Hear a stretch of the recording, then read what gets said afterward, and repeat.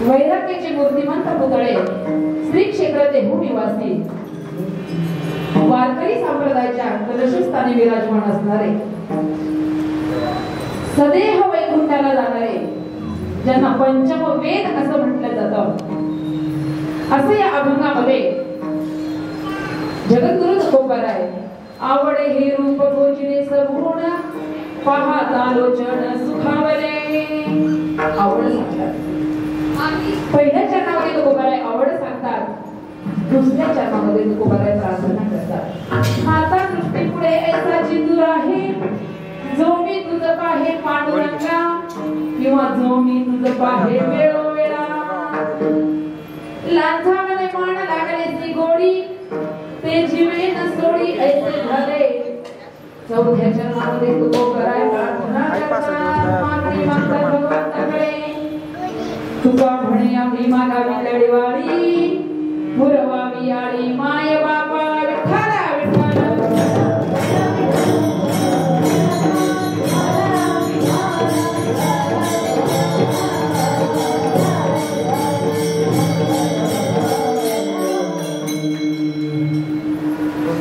आजचा आपण अभंग पाहिला तर भगवंताकडे रूपाचं वर्णन दुसऱ्या चरणात प्रार्थना आणि तिसऱ्या चरणात शेवटच्या चरणात मागणी म्हणजे संबंधित तीनही या ठिकाणी भगवंत तुकोबारायांनी भगवंताकडे मागितलेला आहे आणि सर्वात महत्त्वाचं जर पाहिलं गेलं तर या भूतलावर जगण्यासाठी काय लागतं तर सर्वात महत्त्वाचं माणसांना जगण्यासाठी काय पाहिजे सुख आणि समाधान पाहिजे तुम्ही आम्ही सर्वजण या ठिकाणी उपस्थित का आहोत सुख पाहिजे सुखासाठी आपण प्रत्येक जण या ठिकाणी आलेलो आहोत कुठेतरी समाधान मिळावं 2 तास काहीतरी आपलं चांगलं सत्कार्य लागा सत्कार्य त्या ठिकाणी आपल्या पदरामध्ये पडावं 24 तास संसारामध्ये आपण वणवण करतच असतो पण कुठेतरी हे 2 तास आपले सत्कारणी लागले पाहिजे आणि म्हणून आपण या ठिकाणी सर्वजण उपस्थित झालेलो आहोत सर्वांना माहित आहे हा सप्ताह कशा निमित्त आहे पण तरी सांगणं माझं कर्तव्य आहे की चालत असलेला अखंड हरिनाम सप्ताह हनुमान देवस्थान ट्रस्ट आयोजित कृष्ण जन्माष्टमी निमित्त वर्ष 11वे व्हायला पाहिजे होतं पण 2 वर्ष गॅप पडला वर्ष 9वे आणि 9व्या वर्षामध्ये पदार्पण करत असताना दुसऱ्या दिवसाची सेवा असणारे आपले हनुमान देवस्थान ट्रस्ट कृष्णानगर त्यांच्या सर्वांच्या वतीने माझ्याकडे आली आणि या कार्यक्रमासाठी आवर्जून उपस्थित असणारे आपले भागवताचार्य पांडुरंगजी महाराज शास्त्री यांना म्हटलं जातं शास्त्री ही पदवी बहाल केलेले महाराज या ठिकाणी आज कीर्तनाला आलेले आहेत खरं तर कीर्तन माझी परीक्षा आहे त्यामुळे एकदा महाराजांसाठी जोरदार काढलेले तसेच सर्व गायक मंडळी रात्री ताईंनी नामोल्लेख केलेला आहे वेळ झालेली आहे 1 तासामध्ये आपल्याला थांबायचं आहे सर्वांचा नाम उल्लेख न करता सर्व ज्येष्ठ श्रेष्ठ मंडळी या ठिकाणी उपस्थित असताना या ठिकाणी हार्मोनियमवर असणारे आमचे गिरी सर असणारे आमचे हनुमान देवस्थान सर्व ट्रस्टी पदाधिकारी आणि सर्व परिसरातील माता भगिनी या ठिकाणी उपस्थित कीर्तन प्रवचनकार नामांकित मृदुंग वादक दोन्हीही दोघांनाही एकत्रित मस्तक हे पायावरी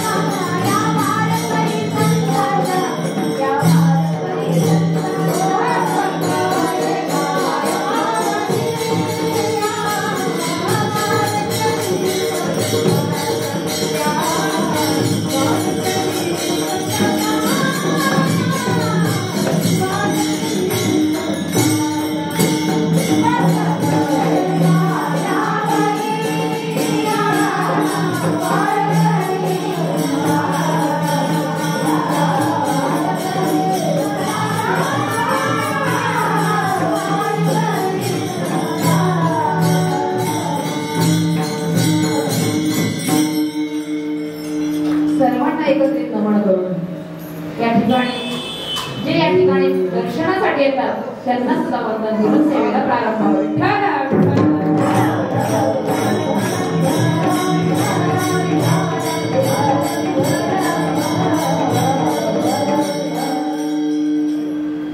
संत आणि आपल्यामध्ये काय फरक असतो आपण पाहिलं पाहिजे की जगण्यासाठी माणसाला सांगून गेले मी की समाधान आणि सुख पाहिजे म्हणून आपण या ठिकाणी आहोत.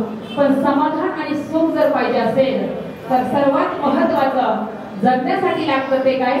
अन्न, वस्त्र आणि निवारा. ह्या तीन मूलभूत गरजा प्रत्येकाला गरजेच्या आहेत.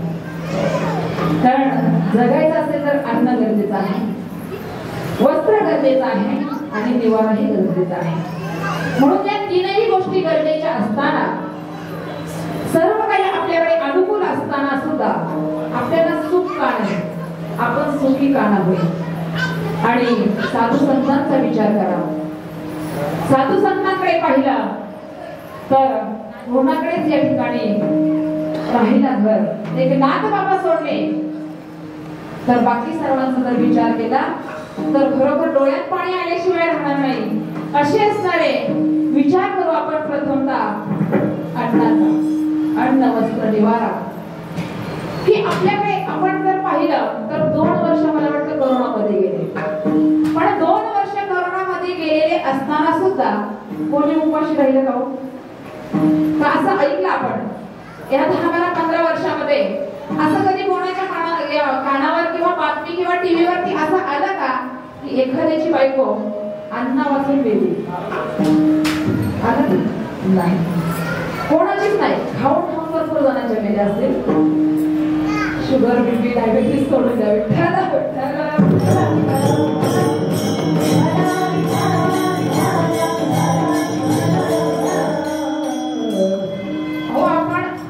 एवढं खातो सांगण्याचं नाही का तात्पर्य त्यासाठी डॉक्टरांचा सल्ला घ्यावा लागतो.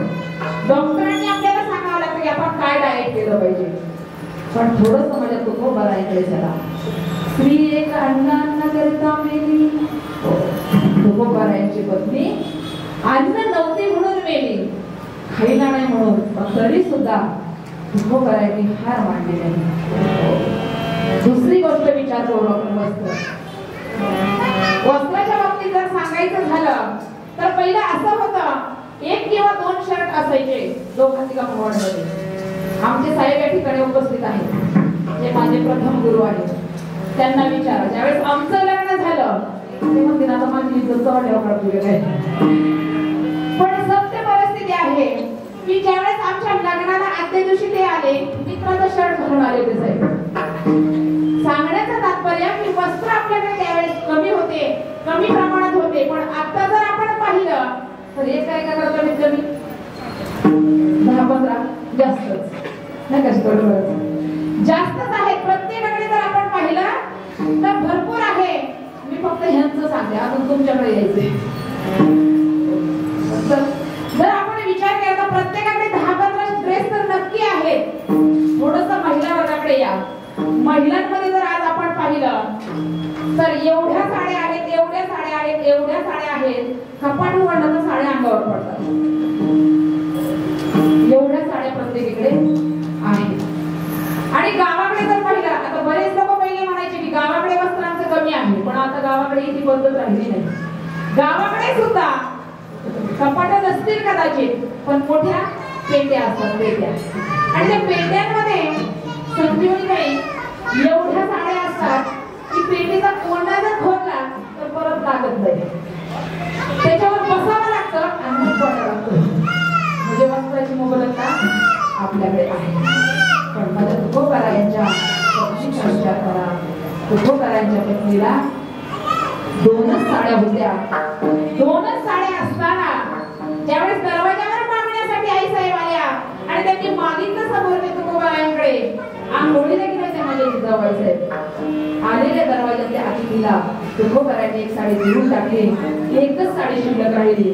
मला सांगा, आपल्या कपाटातली साडी जर आपल्या मालकाने कोणाला दिली तर काय होईल? थोडस बोलत चला, जेवायला द्यायची नाही आपण.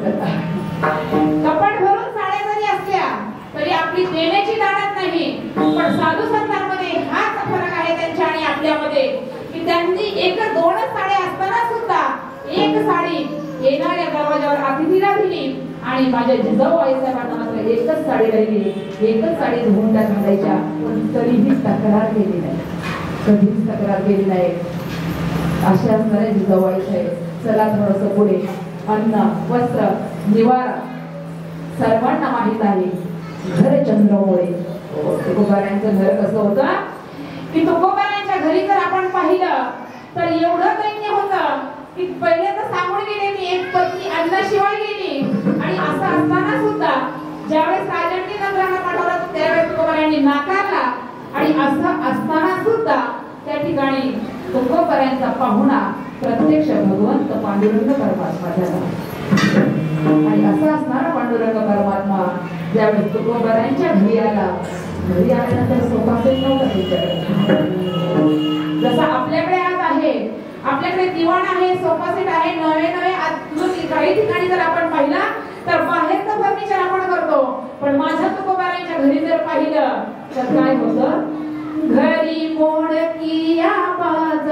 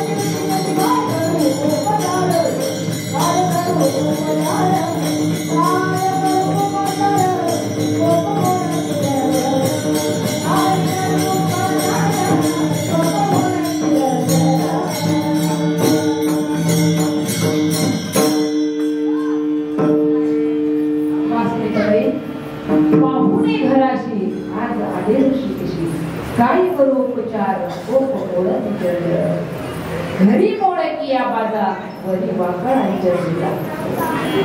मोडलेली बाग त्या ठिकाणी तुकोबारायांच्या घरामध्ये होती, पण तरी सुद्धा प्रत्यक्ष पांडुरंग परमात्मा त्यांचा सोयीला गेला.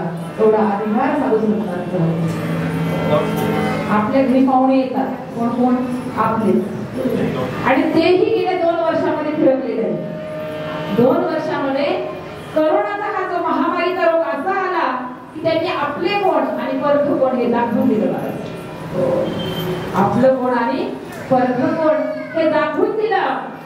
अहो, ज्या माणसाला पॉझिटिव्ह आला आणि त्याला जर आपण एखाद्या ठिकाणी ठेवलं तर बायको सुद्धा बाहेरून ताट पाडून देतो. म्हणजे त्या ठिकाणी तुकोबाराय सांगतात, नव्हे तुझा हा परिवार राक्षण भूगोल.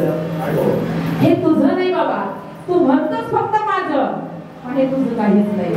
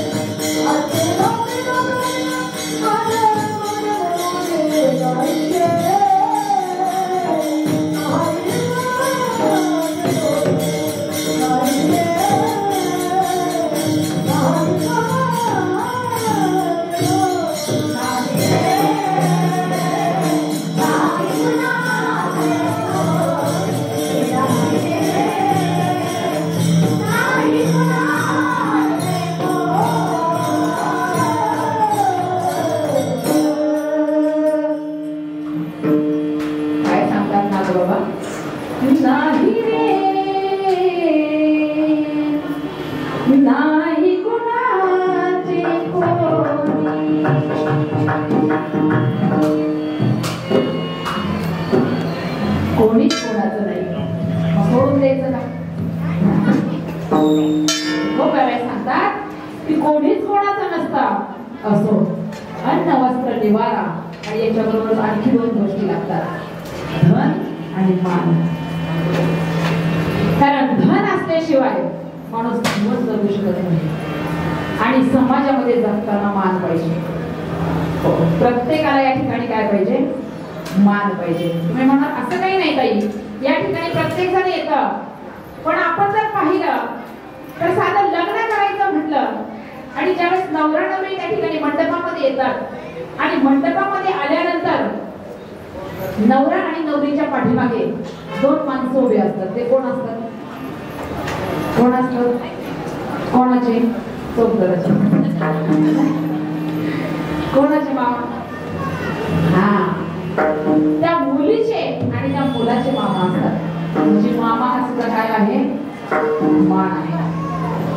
मामाचा सुद्धा काय आहे? मान आहे. थोडस पाठीमागे या. ज्यावेळेस नवरदेव परण्यात जातो आणि परण्यावरून आल्यानंतर गेटवरती उभा राहतो आणि उभा राहिल्यानंतर त्या ठिकाणी त्या नवरदेवाला ओवाळण्यासाठी जातात. ते कोण असतं? महिला बरोबर. कोणाची? जाग्या नवरीची. त्या मुलीची आत्या असते, तो सुद्धा काय आहे? मान आहे. समय घेऊन जाते, नवरदेवाला ओवाळते.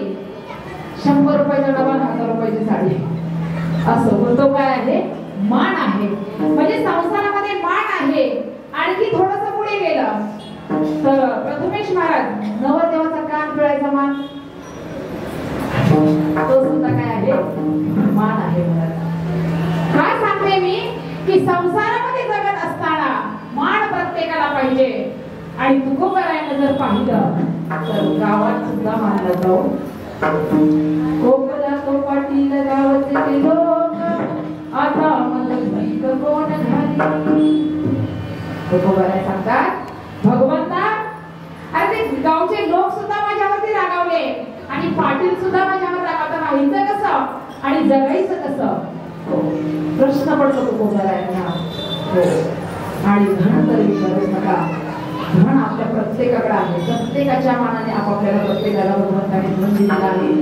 पण तुकोबारायांचं जर धन पाहिलं तर प्रमाण घेऊन गेल्या मगाशी ताई.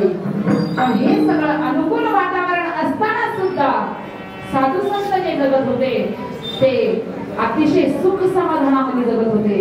आणि तुम्ही आम्ही जे जगतो ते दुःखात जगतो. का? तर साधू संत हे भगवंताशिवाय दुसरं काही मागत नव्हते आणि आपण भगवंताला सोडून सगळं काही मागतो.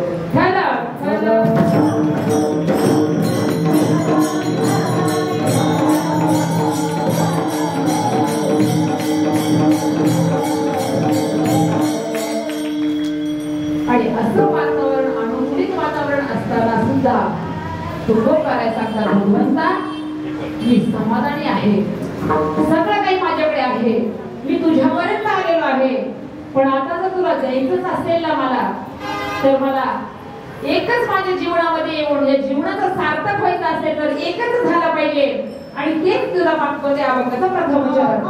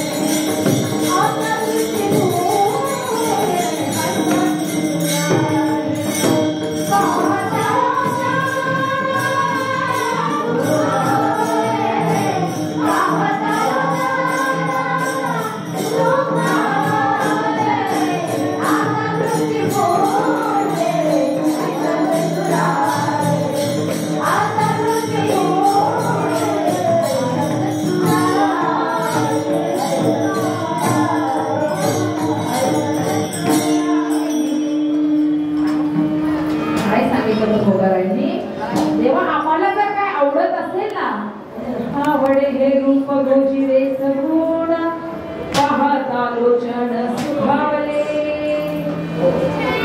देवा तुझं रूप पाहिलं आणि रूप पाहिल्यानंतर लोचन म्हणजे डोळे, डोळ्यात ज्याने सुख वाटतं ना भगवंता, ते तुझं रूप आहे. कारण का त्या भगवंताचं रूपच एवढं गोंडस आहे की स्वामी ज्ञानोबाला सुद्धा वर्णन करताना सांगतात, लावण्य सुंदर असा असणारा तो भगवंत आणि सर्व साधू संतांना तोच आवडतो. आपल्या संसारिक माणसांना मात्र तो आवडत. भगवंता आम्हाला काय आवडतं?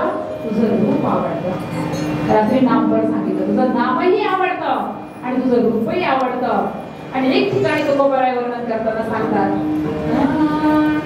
डोळे तुम्ही घ्या रे सुख पहा विठोबाचे मुख.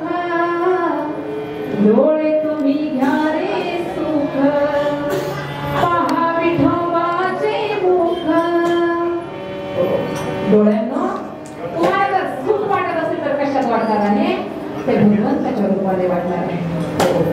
त्याचं रूप जर पाहिलं आणि एकदा जर त्या ठिकाणी गेलात की एकदा परत पाठीमागे यावंच वाटत नाही. आत्ताच वारी नाही, बरेच लोक वारीला जाऊन आले, बरेच नाही गेले. असो, तर वारीनंतर येणारा भगवंताचा जन्मोत्सव हा सप्ताह, पहिला सप्ताह असतो. मला सावतामाळी पुण्यकी त्याने नामदेव पुण्यकी तिथे होऊन गेला, त्याच्यानंतर हा सप्ताह. पण वारीवरून आल्यानंतर सर्व साधू संत सर्व जे आहेत ते वारीला जातात. वारी म्हणजे काय माहिती का? किंवा कथा कीर्तन म्हणजे काय आहे? तर विचार म्हटलं, विचार. आपल्या जर त्या ठिकाणी मोबाईल मधलं जर संपला, पैसे संपले, तर आपण काय करतो? परत त्या ठिकाणी रिचार्ज मारतो आणि रिचार्ज मारल्यानंतर तो पूर्ववत पुन्हा चालू होतो. मग कथा कीर्तन ही कशासाठी आहेत? तर आपल्याला पडलेल्या भावनेचा विसर आणि म्हणून मारणारे हे रिचार्ज आहे. या ठिकाणी रिचार्ज मारलं पाहिजे. कारण का की तुकोबाराय सांगतात, जर तुम्ही भगवंताजवळ नाही गेलात तर भगवंतही तुमच्याकडे येणार आणि म्हणून त्या भगवंताचं रूप आवडतं, त्या भगवंताला पाहावंसं वाटतं. आवडे रूप गोजिरे सगुण पाहता लोचन सुभावले. सुख विषय करत येतो. साधू संत सुख मानतात भगवंताला पाहण्यात आणि आपण सुख मानतो